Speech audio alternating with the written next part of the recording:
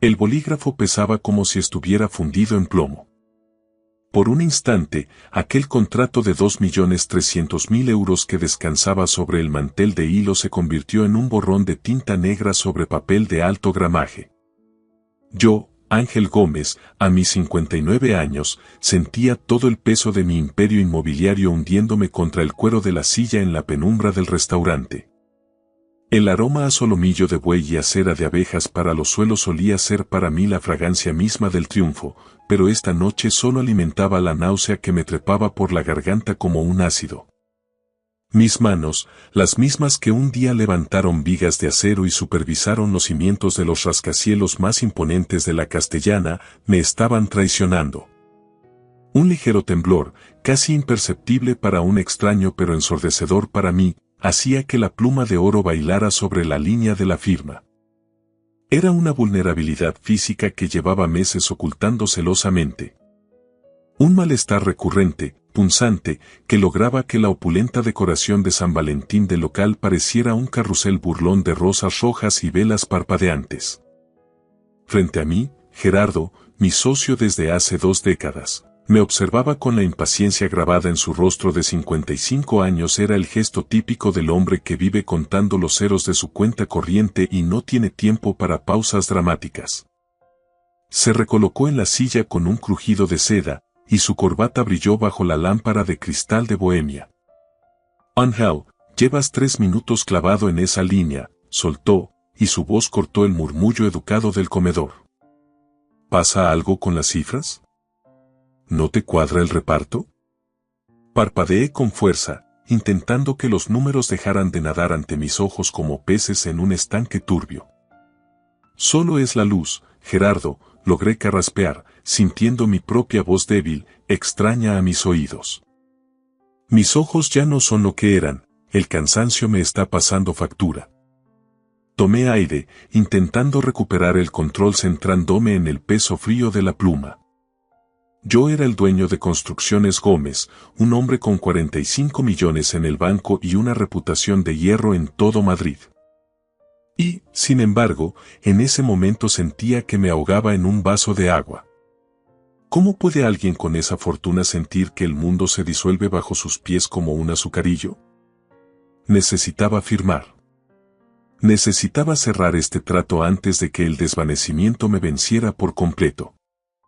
Pero entonces, oí unos pasos. Eran pesados, rítmicos, muy distintos al paso ligero y ágil del servicio habitual de un local de esta categoría.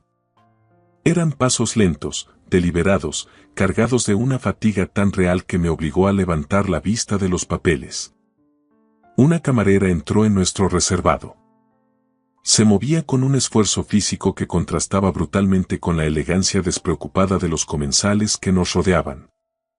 Su cuerpo sostenía una barriga que parecía demasiado pesada para sus hombros estrechos, una carga que la obligaba a arquear la espalda.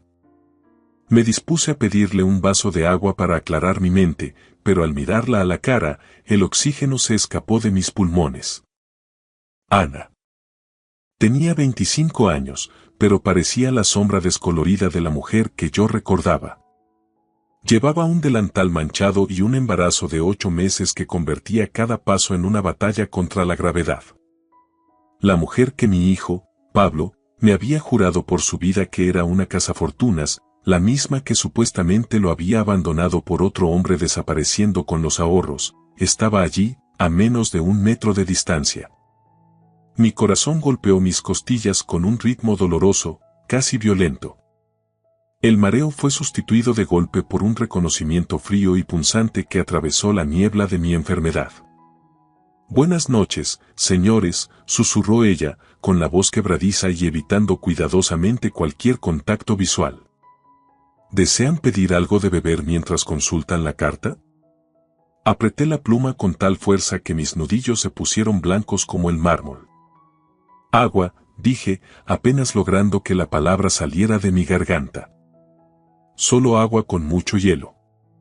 La mujer que, según la versión de mi hijo, nos había dejado por un amante en Marbella, estaba allí, embarazada de 8 meses y temblando mientras sostenía una bandeja en un restaurante del que yo era, irónicamente, copropietario. El vaso que dejó sobre la mesa vibraba, enviando ondas a mi reflejo que imitaban el martilleo frenético que sentía en el pecho. Me quedé paralizado, con la pluma de oro aún suspendida sobre un contrato que, de repente, me pareció un trozo de papel mojado sin valor alguno. Ana estaba allí, la misma mujer que una vez fue la luz inteligente de nuestras reuniones familiares, reducida a un espectro con uniforme sucio. A pesar de su miedo evidente a ser reconocida, me di cuenta de que, o bien el agotamiento la tenía tan cegada que no me identificó hasta estar encima, o bien estaba tan desesperada que buscaba una ayuda que no se atrevía a pedir en voz alta. Pablo se había pasado meses pintándola como la villana de un culebrón. Y sin embargo, aquí estaba ella, sirviendo ensaladas a los mismos hombres que supuestamente habían sido sus víctimas. Gerardo seguía hablando de tipos de interés y reparto de dividendos, pero su voz era un zumbido distante, un ruido de fondo que ignoré por completo.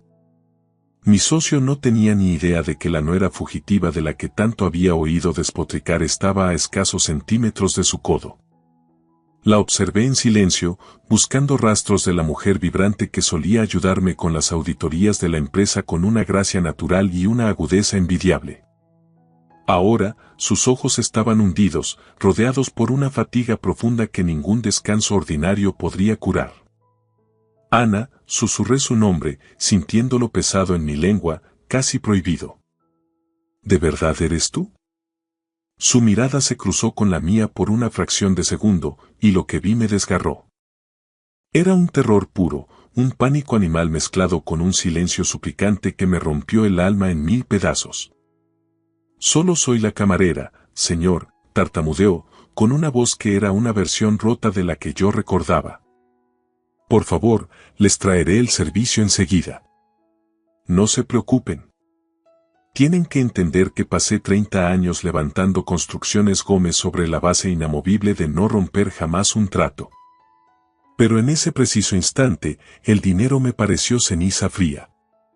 Vi cómo sus manos temblaban tanto que un tenedor de plata cayó al suelo, golpeando el mármol con un sonido metálico que atrajo las miradas de reproche de los comensales cercanos.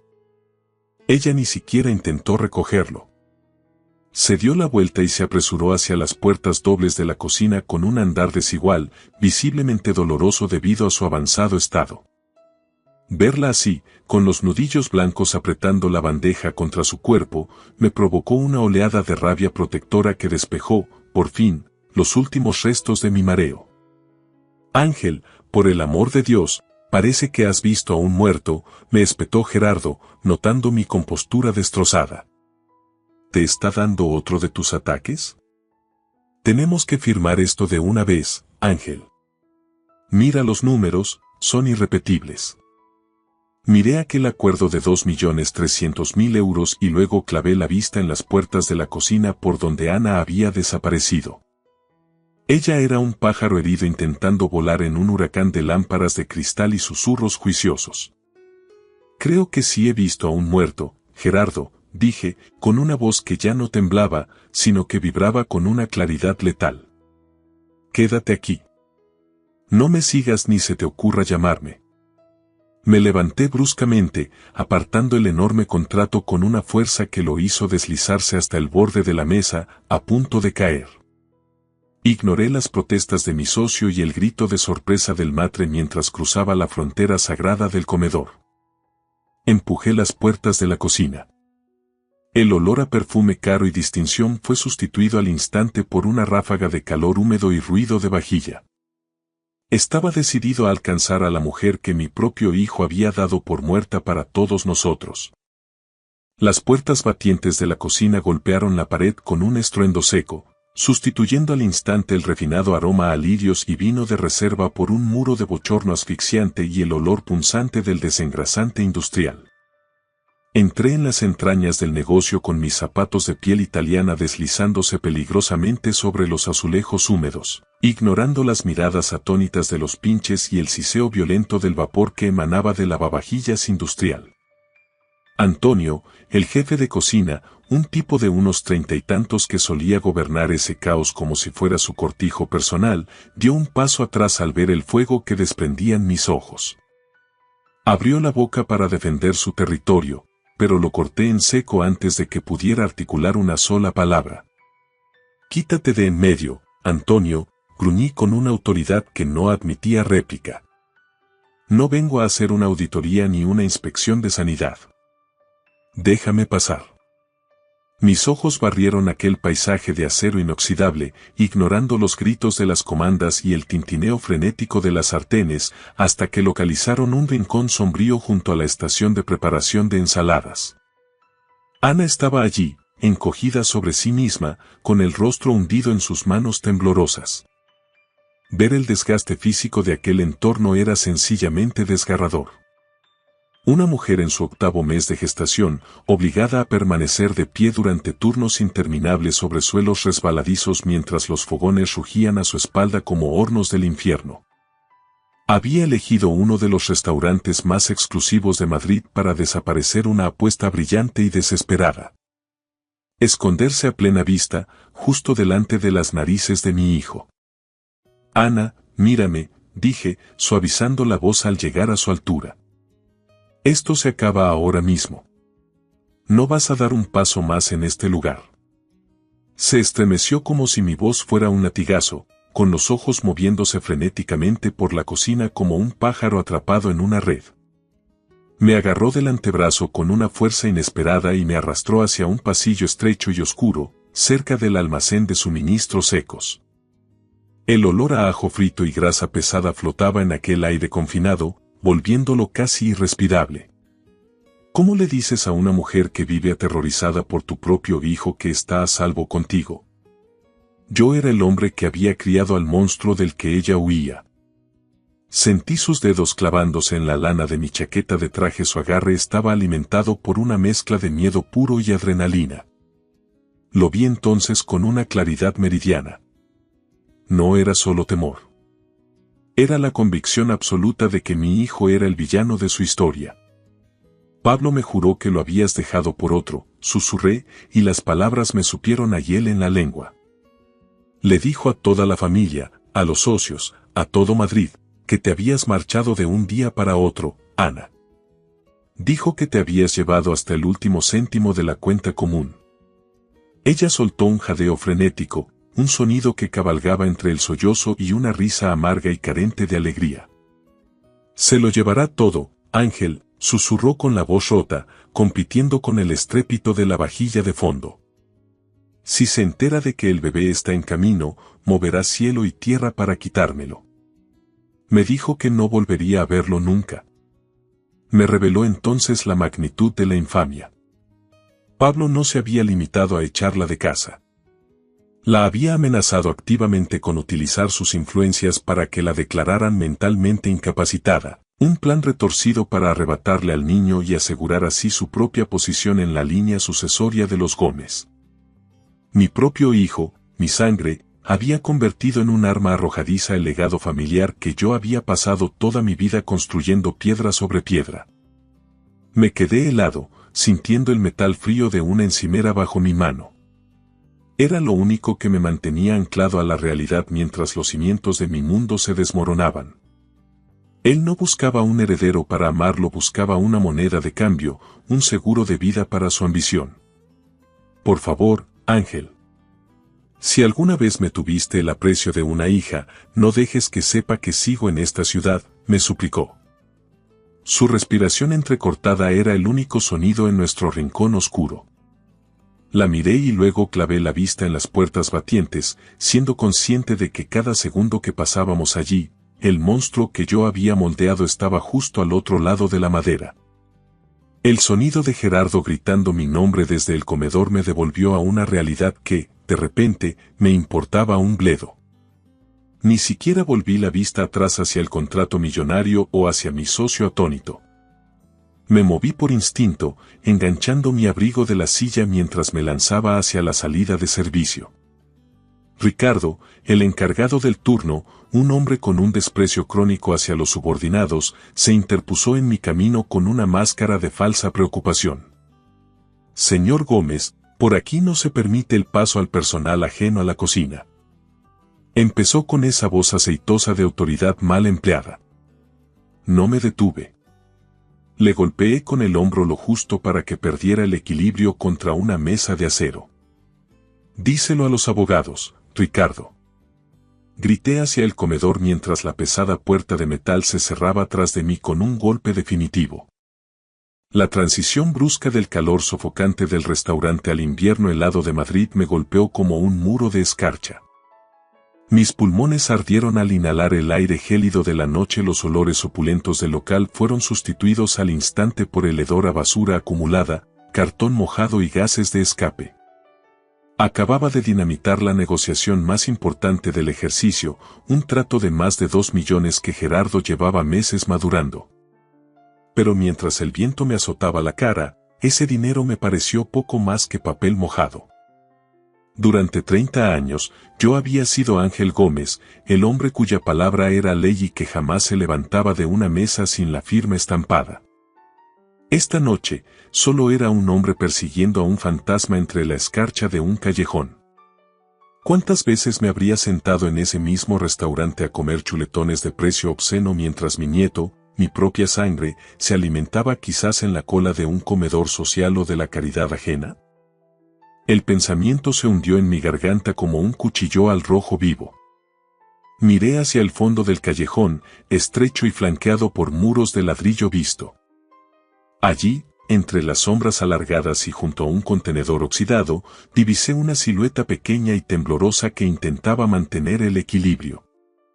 Era Ana. Jadeaba buscando aire, y su uniforme de algodón fino no le ofrecía protección alguna contra los escasos grados que marcaban los termómetros de la capital. Tenía las manos apretadas sobre su barriga pronunciada y sus hombros se sacudían con espasmos violentos y silenciosos. Ana, por favor. No he venido a hacerte daño, exclamé, con la voz quebrada mientras me situaba bajo la luz amarillenta de un foco de seguridad. Ella levantó la vista. Ver sus labios azulados por el frío y escuchar el castañeo de sus dientes me revolvió el estómago de pura rabia contenida. Señor Gómez. No debería haber salido, susurró con un hilo de voz que parecía romperse con el hielo. Si él se entera de que me ha visto, no sabe de lo que es capaz. Pablo es distinto ahora. Las mentiras no solo tenían capas, tenían colmillos. Ana, mírame, exigí, acercándome con cautela pero manteniendo mis manos a la vista, en señal de paz. ¿Por qué estás en esta situación? ¿Por qué mi hijo me dijo que habías huido con otro hombre? Soltó un sollozo hueco y amargo que resonó en el callejón como cristal estallando contra el suelo. No se conformó con echarme, Ángel. Le dijo a los dueños de este sitio, le dijo a ese miserable de Ricardo, que yo era una ladrona con antecedentes. Inventó que le había robado joyas a su madre. Quería que me vigilaran incluso aquí, que me humillaran. Quería asegurarse de que no tuviera ningún lugar donde caer muerta. Sentí una oleada de indignación letal recorriéndome la espalda. Me quité mi pesado abrigo de lana para intentar envolverla, pero ella se apartó con un gesto instintivo y brusco, como un animal apaleado que espera un nuevo golpe. Sus ojos estaban dilatados por un terror tan profundo que me sugirió, con una claridad espantosa, que la crueldad de mi hijo iba mucho más allá de las palabras y las amenazas legales. Había algo más oscuro en esa historia, algo que aún no me había contado. La mirada de Ana no era solo miedo, era la expresión hueca, casi marmórea, de alguien que ha sido sistemáticamente demolido por la persona en quien más confiaba. Mientras el viento invernal de Madrid me azotaba la cara con una saña inusual, ella empezó a desmontar, una a una, las mentiras que mi hijo Pablo había utilizado para envenenar mi juicio y mi sangre. No se trataba solo de insultos. Sus etiquetas de inútil y cazafortunas habían calado hondo, a pesar de que ella trabajaba 60 horas a la semana como contable autónoma, gestionando balances hasta la madrugada para poder cubrir la hipoteca de ambos mientras Pablo derrochaba en cenas de negocios ficticias. Pero el verdadero horror, el que me hizo sentir un escalofrío que no tenía nada que ver con la temperatura, fue el acoso psicológico. Me contó cómo una tal Beatriz no apareció en escena después de que Ana se fuera. Beatriz ya estaba allí, instalada en la habitación de invitados meses antes del final, bajo la burda excusa de ser una consultora externa de riesgos. Angel no solo me anulaba como mujer, susurró con los dientes castañando violentamente. Me hacía sentir que yo era un estorbo, un mueble viejo que sobraba en mi propia casa. Me quedé junto al contenedor de basura, sintiendo una náusea física ante la magnitud de la traición. ¿Beatriz ya estaba allí? ¿Viviendo bajo el mismo techo mientras tú intentabas salvar tu matrimonio? Me pregunté, con un dolor punzante, si de verdad yo había criado a un hombre capaz de semejante bajeza. Mi propia sangre, mi propia carne, se me antojaba ahora un completo extraño. Pablo no era solo mi hijo, era un depredador que había sitiado su propio hogar para devorar a su familia desde dentro. Pero la traición calaba todavía más hondo. Beatriz no era una desconocida que Pablo hubiera encontrado en un reservado de la calle Serrano.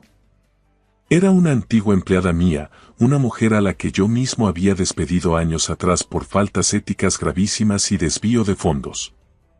Pablo la había contratado en secreto, a mis espaldas, metiendo al lobo en el corazón de su casa para despedazar a su mujer. Ana detalló una pesadilla viviente donde Beatriz empezó a usar su ropa, sus perfumes y sus joyas mientras ella aún vivía allí. Se sentaban en el comedor de diario, riendo y haciendo planes, como si Ana fuera un espectro invisible, un estorbo doméstico.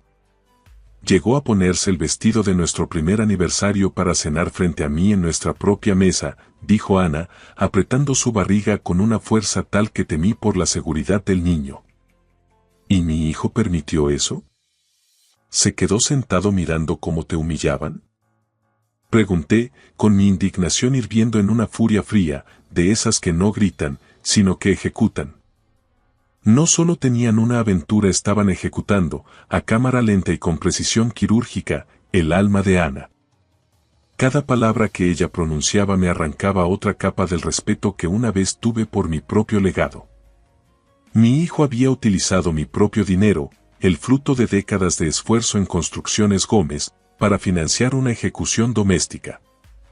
Y yo, Dios mío, había estado demasiado ocupado levantando torres de cristal como para ver la podredumbre que corroía mis propios cimientos. Intenté sujetarla para que no perdiera el equilibrio, pero Ana bajó la voz hasta convertirla en un susurro aterrado. Miró por encima de mi hombro hacia la puerta del restaurante, con el cuerpo rígido por una nueva ola de pánico. Pero Ángel. Beatriz no estaba allí solo por Pablo o por el dinero, dijo con los ojos desorbitados, inyectados en sangre. Trajo unos polvos. La oí decir que eran para ayudarte a jubilarte antes de tiempo. Un sudor gélido me recorrió la nuca. Esa frase, ayudarte a jubilarte, hizo que mis meses de fatiga crónica, mis lagunas mentales y mis síncopes repentinos cobraran un nuevo y aterrador sentido. Mi mundo empezó a girar, no con el vértigo habitual de mi supuesta enfermedad, sino con la claridad nauseabunda de quien comprende que el edificio que ha construido está amañado para colapsar sobre su propia cabeza. Me di cuenta en ese latido de que mis mareos no eran el peaje inevitable de la edad ni el estrés del imperio. Eran un plan de asesinato. Lo que decía Ana confirmaba mis peores sospechas. Estaba siendo envenenado activamente por el mismo monstruo que había destrozado su vida. Intenté sostenerla, pero sus rodillas cedieron finalmente. Se desplomó sobre el asfalto sucio del callejón, agarrándose el abdomen y jadeando de una forma que me heló la sangre. El frío de Madrid y el peso insoportable de su terror habían roto, por fin, su última línea de resistencia. Ana, aguanta. Mírame, no te me vayas ahora, rugí, y el sonido rebotó en los muros de ladrillo visto como un disparo de advertencia.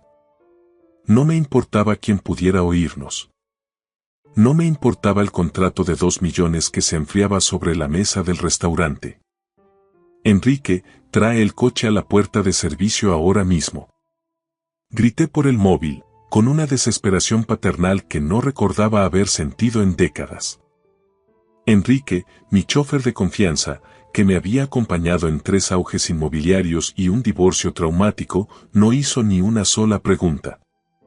Mi nieto estaba en esa barriga, mi legado real, mi único futuro digno, estaba tiritando y desvaneciéndose en la parte trasera de un coche mientras yo me sentía el hombre más impotente del mundo. Fue una comprensión visceral que eclipsó cualquier triunfo profesional de mi carrera. Alcé el frágil cuerpo de Ana, asombrado de lo poco que pesaba a pesar del avanzado estado de su embarazo, y la acomodé en los asientos de cuero. El contraste entre la opulencia de mi coche y su uniforme raído y manchado era un recordatorio insoportable de lo bajo que habíamos caído bajo la sombra de Pablo. Enrique voló por las calles de Madrid, ignorando semáforos y direcciones prohibidas. Yo sostenía la mano de Ana, sintiendo su pulso aterradoramente débil mientras ella entraba y salía de la conciencia. Las luces de la Castellana se borroneaban tras el cristal como rayas de neón burlonas. No se te ocurra cerrar los ojos, Ana. Tu hijo te necesita. Yo te necesito, le susurré al oído. Ella se movió apenas, con los ojos vidriosos por el dolor y la debilidad. Señor Gómez. Los polvos. Los pone cada mañana. ¿En su café? Balbuceó antes de perder el sentido. Me confesó que Beatriz no solo los había traído, sino que se había jactado de conocer la procedencia. Una empresa de suministros químicos industriales a las afueras, un detalle que Beatriz pensó que Ana olvidaría por su estado de shock. Las puertas de urgencias de la clínica se abrieron con ese olor aséptico a hospital privado. No esperé a que trajeran una camilla. La llevé yo mismo en brazos bajo las luces fluorescentes, gritando por ayuda hasta que un enjambre de batas blancas nos rodeó, arrancándola de mi protección hacia el quirófano. Me quedé solo, mirando la manga de mi traje de 3.000 euros manchada de sangre y sudor, mientras mis oídos zumbaban. Sentí un remordimiento aplastante al saber por una enfermera que Ana ya había estado en ese mismo hospital meses atrás, pero que había huido presa del pánico al reconocer a un socio de Pablo en el vestíbulo. Había estado viviendo como una fugitiva en su propia ciudad mientras yo cerraba tratos millonarios. La doctora de guardia salió finalmente. ¿El bebé? ¿Están bien?, pregunté con la voz rota. Ella suspiró y su expresión se suavizó ligeramente, aunque mantuvo la seriedad profesional. El niño es un luchador, señor Gómez, pero la madre está al límite de sus fuerzas. Sufre una deshidratación extrema, anemia de grado 1 y un cuadro de agotamiento severo. Es evidente que no ha comido de forma adecuada en semanas. Aquel diagnóstico de negligencia fue como un golpe físico en el estómago. Mi nieto estaba estable, pero florecía a costa de consumir la vida de su propia madre. ¿Cómo pude yo, un hombre que construye rascacielos capaces de resistir terremotos, fallar de forma tan estrepitosa al construir un simple techo de seguridad para mi propia familia? Me negué en rotundo a dejar a Ana en una planta común donde mi hijo pudiera localizarla. Usando mis contactos y mi influencia, hice que la registraran bajo un seudónimo y ordené a Enrique que preparara el traslado discreto. La llevamos al Hotel Palace, a una de las suites presidenciales que suelen alojar a jefes de Estado. La factura de 5.000 euros la noche me pareció una limosna comparada con el valor de su vida. Puse toda la planta bajo un estricto bloqueo de mantenimiento, convirtiendo a Ana en un fantasma protegido dentro del hotel más vigilado de la capital. La vi dormir entre sábanas de seda egipcia, con su rostro pálido perdiendo, por fin, esa máscara de terror constante. Ahora estás a salvo, Ana, le prometí en la penumbra, ajustando el edredón. Te doy mi palabra de honor. Me senté en un sillón de terciopelo, sintiendo el roce áspero de la sangre seca en mi puño. De repente, la fatiga desapareció. Ya no estaba cansado. Era un hombre que, por fin, tenía ante sí el plano completo de la traición. Mientras observaba el ritmo pausado de su pecho, el móvil vibró en mi bolsillo. Un mensaje de Pablo. Papá, ¿ya se te ha pasado el mareo del restaurante? Cuídate, que ya no tienes edad para estos sustos. Se estaba burlando de mí, comprobando el progreso de su ejecución silenciosa mientras yo sostenía los restos de su crueldad en mis manos. La guerra acababa de empezar. El sol de la mañana golpeaba los edificios de cristal de la zona norte de Madrid con una intensidad clínica, casi quirúrgica. Mientras me preparaba para una guerra que nunca quise luchar, ni siquiera me molesté en llamar por teléfono. Simplemente me apoyé contra el timbre de la fortaleza acristalada de Pablo, un ático de lujo con vistas a la sierra, y la vibración del interfono imitó el latido gélido y acompasado de mi corazón. Pablo Gómez, mi hijo de 35 años, apareció en la puerta de su loft de diseño con ese aire de superioridad que, por fin, empezaba a ver con una claridad aterradora. Llevaba una bata de seda italiana de marca y sostenía una taza de café de porcelana fina, pareciendo más molesto por la interrupción que preocupado por mi estado físico. «Papá, ¿qué haces aquí a estas horas?», preguntó con esa voz suave y condescendiente que antes confundía con afecto. «Tienes mala cara. ¿Te ha dado otro de tus episodios de vértigo? Estás pálido, Ángel. Quizás deberías estar en casa con una enfermera de confianza en lugar de andar vagando solo por la ciudad». Era el mismo acoso psicológico de siempre, una gota malaya de manipulación. Sus sutiles pero constantes referencias a mis mareos estaban diseñadas para hacerme sentir senil, vulnerable e incompetente frente al Consejo de Administración de Construcciones Gómez. «He venido a descubrir en qué momento exacto se te quedó el alma tan hueca como este piso, Pablo», dije, apartándolo con el hombro para entrar sin invitación. El lugar era un monumento a la riqueza estéril. Mármol de Carrara blanco, muebles minimalistas y ventanales de suelo a techo, pero carente de cualquier rastro de humanidad. Noté 2 tazas de café humeantes en la isla de la cocina y un par de tacones de seda tirados con descuido cerca del sofá de piel.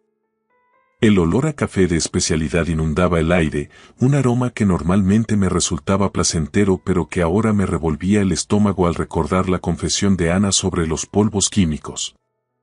¿Cómo miras a la persona que has criado, a la que has dado todo, y te das cuenta de que estás frente a un depredador de tu propia sangre? Había construido un imperio sobre cimientos que creía sólidos, pero el hombre al que llamaba hijo estaba hecho de arena movediza y vidas ajenas robadas. Beatriz, de 32 años, descansaba en el sofá con una bata de seda que yo recordaba perfectamente. Pertenecía a Ana. Sus ojos fríos, de una ambición calculadora, no mostraron ni un ápice de remordimiento al saludarme con una sonrisa burlona y cargada de veneno. «Buenos días, señor Gómez», dijo con esa voz teñida de una dulzura artificial que me erizaba el vello. «Es un auténtico placer ver que sigue en pie a pesar de todo». La miré y vi a la empleada que yo mismo había despedido por falsificar notas de gastos y desviar fondos de la gestoría, la misma mujer que Pablo había metido en su casa para suplantar a su mujer. Llevaba la bata de Ana, bebía de la taza de Ana, vivía la vida que le había robado a Ana bajo mi propio techo corporativo. «¿Dónde está ella, Pablo?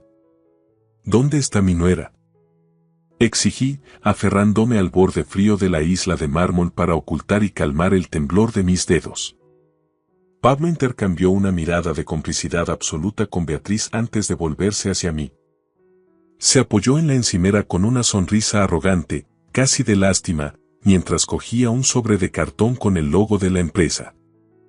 «No quería decírtelo todavía, papá, por tu salud delicada, pero tu preciosa Ana no solo se largó de la noche a la mañana. Nos robó hasta el último céntimo de la cuenta de gastos antes de huir. He encontrado las pruebas definitivas. Ha estado desviando fondos de Construcciones Gómez durante meses a una cuenta puente». Mi propio hijo me miraba fijamente a los ojos, entregándome un fajo de documentos falsificados de sus propios crímenes y esperando que yo fuera ya demasiado débil mentalmente para ver la burda mentira. La lealtad paternal que había mantenido contra viento y madera durante 35 años murió en ese salón, sustituida por una furia fría, lúcida y calculadora. No cogí el sobre.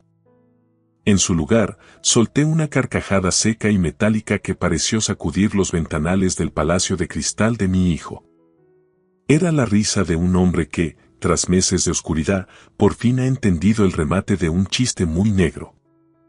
La sonrisa de Pablo flaqueó y miró de reojo a Beatriz, como si estuviera comprobando si el guión que tan cuidadosamente habían ensayado seguía siendo válido.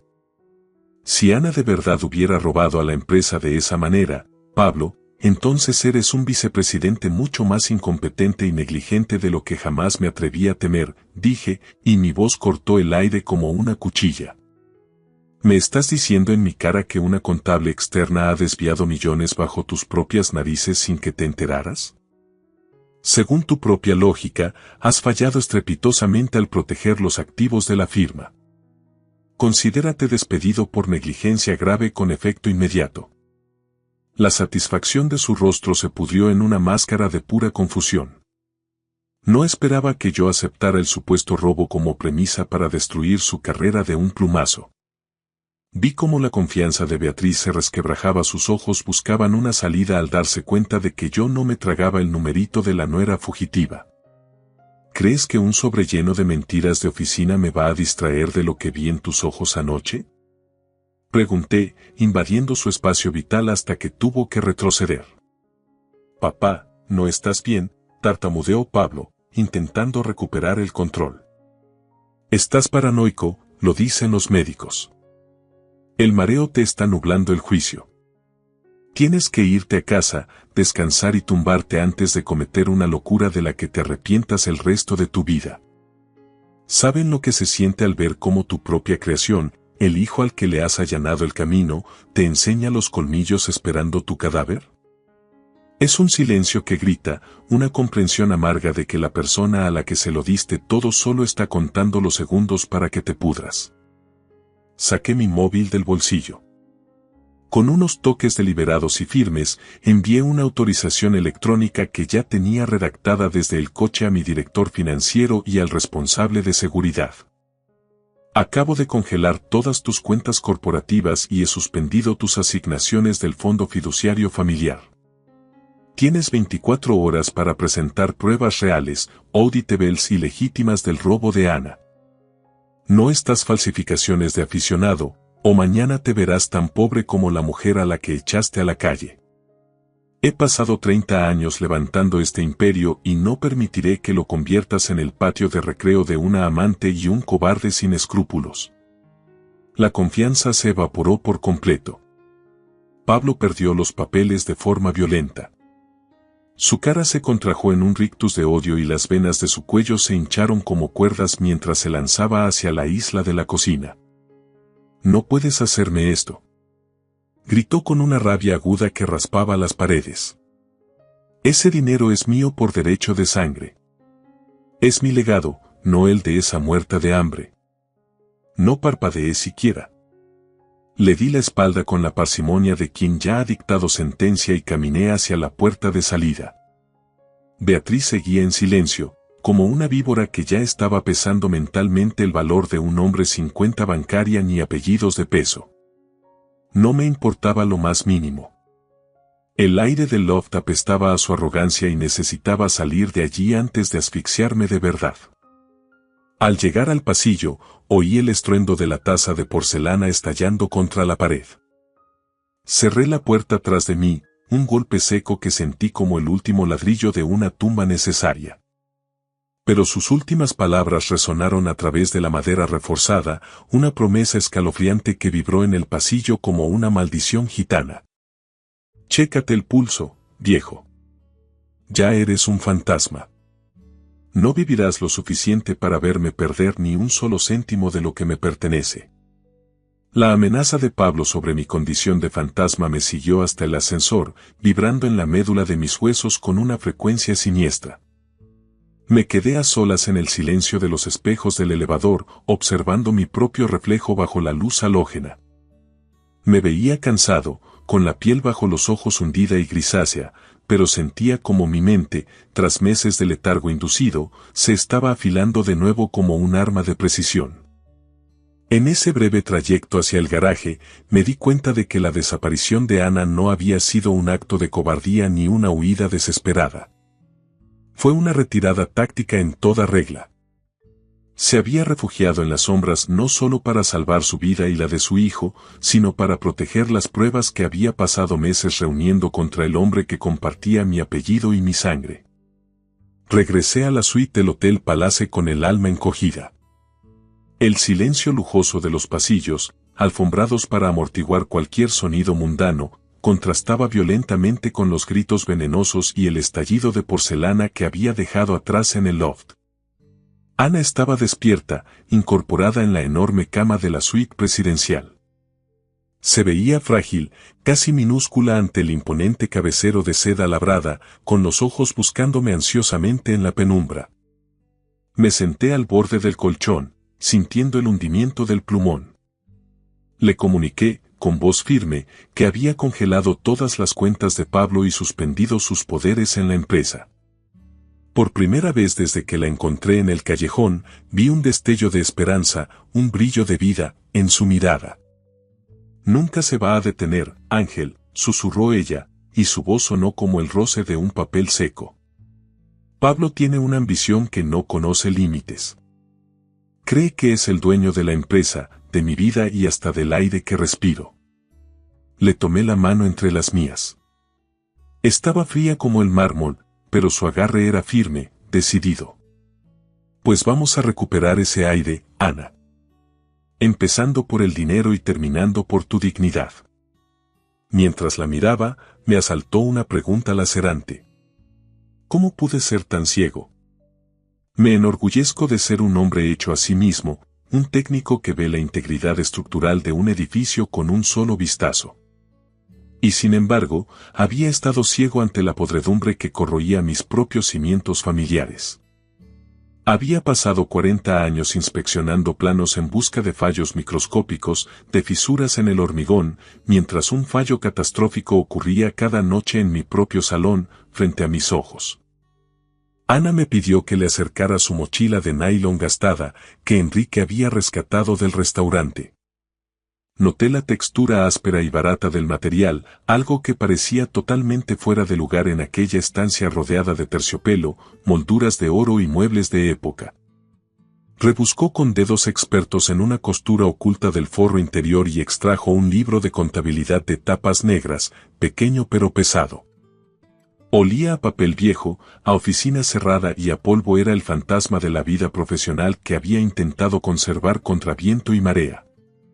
Lo abrió sobre el edredón de seda y empezó a señalarme las discrepancias con una lucidez asombrosa.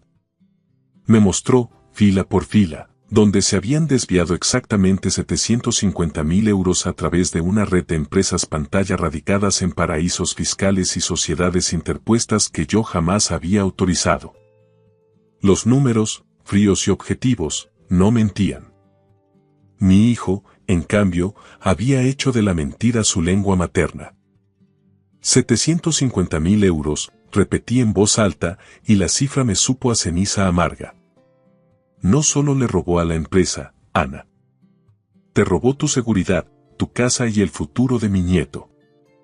Me di cuenta en ese instante de que mi nuera había sido mi guardiana silenciosa, mi última línea de defensa, mucho antes de verse obligada a convertirse en una fugitiva. Al pasar la última página del libro, mi corazón dio un vuelco violento. Las hojas finales estaban llenas de anotaciones en los márgenes con una caligrafía afilada, nerviosa y familiar. Eran notas escritas de puño y letra por Beatriz. Ella no era una simple amante, había sido la arquitecta intelectual del desfalco mucho antes de mudarse a la casa de mi hijo para terminar el trabajo. Pero fue un papel doblado, escondido al final del cuaderno, lo que me cortó la respiración por completo. Lo saqué con los dedos temblando, sintiendo que el aire se volvía denso. Era un recibo original de un almacén de suministros químicos industriales de las afueras de Madrid, con la firma de Beatriz estampada en el recibí, fechado exactamente la semana antes de que empezaran mis supuestos ataques de vértigo y mis desvanecimientos. El fantasma del que Pablo se había burlado esa misma mañana por fin tomaba una forma física y letal. Ese pequeño trozo de papel térmico pesaba más que cualquier viga de acero que yo hubiera levantado en mi carrera. Era la prueba irrefutable de que mi hijo y su amante no se limitaban a esperar a que la naturaleza hiciera su trabajo para heredar el imperio, estaban acelerando el proceso de mi muerte día tras día, café tras café. No era solo una estafa financiera, era un intento de parricidio diseñado en la sombra de mi propia ambición. Poco tiempo después, me encontré sentado en la sala de vistas de los juzgados de Plaza de Castilla para asistir a la lectura de la sentencia de Pablo. La luz del sol, filtrada a través de los grandes ventanales del edificio judicial, se sentía como un peso físico sobre mis hombros, una claridad cruda que no permitía sombras donde esconderse. Pablo, vestido con un traje que yo mismo le había regalado, intentó en un último arrebato de soberbia culpar a mi educación y a mi ausencia profesional por sus crímenes. Sin embargo, el juez, con una frialdad impecable, reveló que yo mismo había creado una fundación y un fondo de becas a su nombre hacía décadas, un fondo destinado a su formación que él había estado saqueando sistemáticamente desde sus días de universidad para financiar una vida de excesos ocultos. Cuando el agente de la Policía Nacional se acercó para llevárselo y comenzar su condena de 15 años por intento de homicidio y estafa agravada, Pablo se detuvo un instante y me clavó la mirada. Sus ojos, antes llenos de una arrogancia vacía, tenían ahora un destello de reconocimiento aterrador, el de un animal acorralado que aún intenta morder. Sigues siendo un Gómez, papá, siseó, con un odio que le deformaba las facciones. Acabas de destruir a tu propio hijo para dárselo todo al bebé de una desconocida. Has matado tu propio linaje. No respondí. No había palabras en el diccionario que pudieran salvar la distancia que nos separaba. Simplemente lo vi marcharse, escoltado por el pasillo, sintiendo cómo se cortaba el último vínculo con una versión de mí mismo que ya no reconocía ni deseaba recuperar. Salía la tarde madrileña, donde el aire olía a esa mezcla tan propia de lluvia reciente y asfalto caliente, sintiendo que el peso de la empresa y la responsabilidad del futuro por fin encontraban un equilibrio perfecto. La guerra había terminado. Por primera vez en mi vida, yo no era el muro que sostenía la línea de defensa, era el que abría la puerta para que la vida avanzara. Semanas más tarde, el sol de la mañana ya no solo iluminaba mi despacho en la Castellana, se sentía como un foco de esperanza sobre un escenario donde los actores habían cambiado definitivamente. Habíamos sustituido a un villano hueco por la mujer que, con su valentía, había salvado los cimientos de mi vida y de mi cordura. Me quedé en silencio en el salón de mi casa al atardecer, observando cómo la luz dorada bañaba las estancias. Aquel lugar ya no parecía un búnker diseñado para la soledad y la sospecha, sino un verdadero santuario.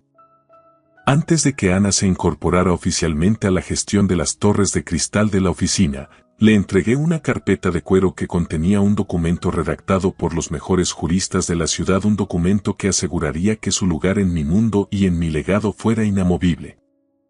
Ana, he formalizado mi testamento vital y profesional ante notario, le dije, viendo cómo sus manos temblaban ligeramente al abrir la carpeta.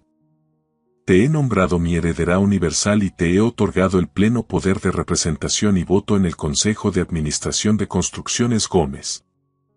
Ante la ley, desde este momento, eres mi hija y mi sucesora legítima. Es una posición que nadie, absolutamente nadie, podrá impugnar jamás mientras yo viva o después de que me haya ido. Sus ojos, húmedos por la emoción, se clavaron en el registro oficial. Ya no era solo la madre de mi nieto, era la dueña de su propio destino y la guardiana de un imperio que ahora, por fin, tenía un propósito noble. Gracias, papá, susurró ella. Y al escuchar esa palabra, sentí que los cimientos de mi corazón, por fin, estaban bien asentados. El bautizo de mi nieto, al que decidimos llamar Hugo en honor a mi padre, aquel hombre que me enseñó que una palabra vale más que un contrato firmado, no se celebró bajo las naves inmensas y frías de una catedral ostentosa. Preferimos la intimidad de una pequeña ermita románica situada en una de las lomas de mi finca, en las afueras de Madrid. El aire de la sierra traía consigo el aroma dulce del azahar y la jara, y el cielo lucía ese azul intenso, casi eléctrico, que solo se despliega sobre la meseta castellana durante los mediodías de primavera. Miré a Ana y sentí un orgullo que me inflamaba el pecho. Ya no quedaba ni rastro de la sombra temblorosa y quebrada que encontré bajo la luz amarillenta de aquel callejón mugriento tras las cocinas del restaurante. Hoy lucía un vestido de lino blanco que resaltaba su serenidad recobrada, y su sonrisa tenía una fuerza vibrante que me recordaba por qué, desde el principio, ella siempre fue la mejor de todos nosotros. Ana no solo era la madre de mi nieto y el eje de mi familia, se había convertido en la nueva directora de operaciones de Construcciones Gómez. Bajo su vigilancia implacable y su mente analítica, los números habían vuelto a ser reales, transparentes, y la palabra ética había dejado de ser un término vacío en un folleto corporativo para convertirse en la viga maestra de nuestra empresa. Ángel, el padre Julián está listo para empezar, dijo ella, acercándose con paso firme y poniendo una mano cálida sobre mi hombro. Al sentir su contacto, se me hizo un nudo en la garganta que apenas me dejaba respirar. En ese instante, el peso hercúleo que había arrastrado durante años, la sospecha constante, la enfermedad inducida por el veneno de mi propio hijo y la traición más amarga, terminó de disolverse por completo, como la sal en el agua. Ya voy, hija, respondí, y pronuncié esa palabra con toda la fuerza de mi corazón. La ley y los documentos notariales nos habían convertido en familia ante el Estado, pero habían sido la lealtad mutua y el dolor compartido lo que nos había vuelto inseparables. Mientras caminaba hacia la pila bautismal de piedra antigua, recordé las últimas y desesperadas palabras de Pablo sobre mi condición de fantasma. Pobre infeliz. Se equivocaba de medio a medio. Los verdaderos fantasmas son aquellos que habitan en la mentira, los que se alimentan de la ambición desmedida y los que terminan vagando por los pasillos fríos de una celda o de un alma vacía. Yo, por fin, después de 60 años de carrera, me sentía verdaderamente vivo. Había salvado mi imperio de las garras de la corrupción, sí, pero lo más importante es que había blindado el futuro de un niño que, gracias a nosotros, nunca conocería la oscuridad que habitaba en el corazón de su padre biológico. A veces, para construir algo que esté destinado a durar 1000 años, tienes que tener el valor de derribar el edificio entero hasta los cimientos y descubres que la estructura está podrida por dentro. Mi nombre es Ángel Gómez. Y aunque cargo con cicatrices profundas que nunca se borrarán del todo, hoy camino por mi propia casa y por los pasillos de mi empresa sin miedo a las sombras ni a los espejos. Porque ahora, la luz que entra por los ventanales es, por fin, de verdad. Una luz limpia que ilumina un nuevo comienzo. Gracias por escuchar la historia hasta el final. Dale like y deja un comentario. Suscríbete al canal y activa la campana para no perderte la próxima historia. Les deseo todo lo mejor.